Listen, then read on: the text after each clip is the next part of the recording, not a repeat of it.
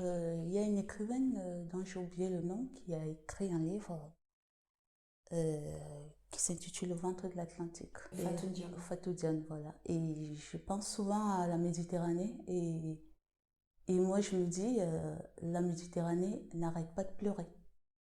N'arrête pas de pleurer, n'arrête pas de se nourrir des larmes des jeunes Africains.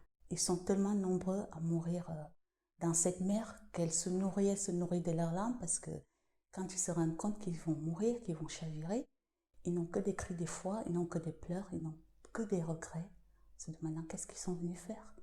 Mais cette question qu'ils se posent, je crois qu'ils ne se la posent pas au départ parce que on a toujours tendance à croire que ailleurs sera meilleur, ailleurs sera mieux. Et je les comprends.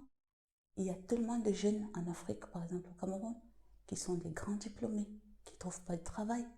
Ils se disent peut-être qu'ailleurs, je peux valoriser mon diplôme, je peux refaire mes études, je peux aider ma famille. Quand on n'est pas déjà bien chez soi, on est prêt à aller souffrir ailleurs. On est prêt à se dire que je préfère endurer des souffrances durant quelques années pour avoir un meilleur espoir de vie.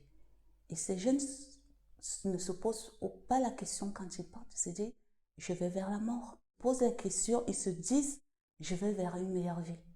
Mais ils ne savent pas que à un moment, la Méditerranée va se nourrir de leurs larmes.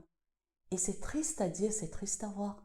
Et c'est dommage que jusqu'à présent, nos politiques ne se posent pas la question, ne s'interrogent pas qu'est-ce qu'il faut faire pour arrêter ça. Parce que ce n'est pas les richesses qui manquent en Afrique pour pouvoir aider nos jeunes. Tous ces jeunes qui s'en vont, dont les vies sont délaissées, abandonnées dans la mer. Et pas seulement dans la mer, il y en a qui meurent dans le désert aussi. Et c'est triste à dire, mais je peux pas me permettre d'être celle qui va les juger, qui va dire mais qu'est-ce que vous venez chercher, pourquoi vous partez? La preuve, moi-même je suis partie. Mais bon, je suis partie par d'autres voies, je suis partie par d'autres moyens. C'était plus aisé pour moi.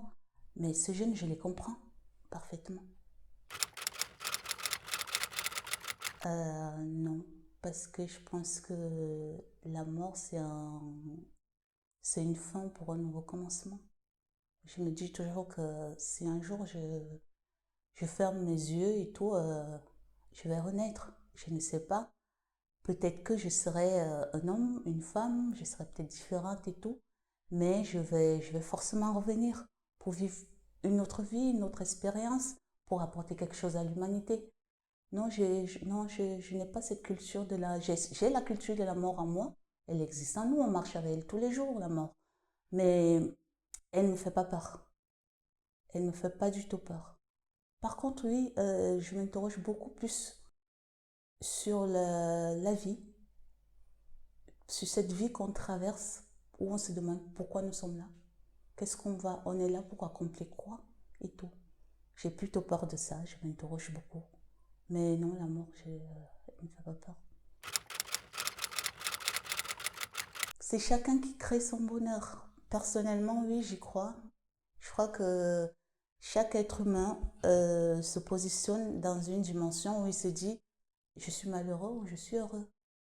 Et c'est en fonction des voies et des choix de vie qu'on choisit. Si on se dit que mon bonheur repose sur le fait, euh, par exemple, d'appartenir à un groupe, ou sur le fait d'être seul, ou sur le fait de reposer mon bonheur sur une autre personne, me dit que je ne suis heureux qu'à travers cette personne, pour moi, c'est pas le bonheur. Parce que le bonheur, c'est chacun qui le construit. Et qui le construit à travers soi, à travers les choix de vie qu'on fait, de comment on veut vivre, qui on veut être, comment on se définit, comment on se remet en question. Mais on ne doit pas compter sur les autres pour être heureux. Donc chacun peut être heureux à sa manière. Et pour moi, le bonheur existe.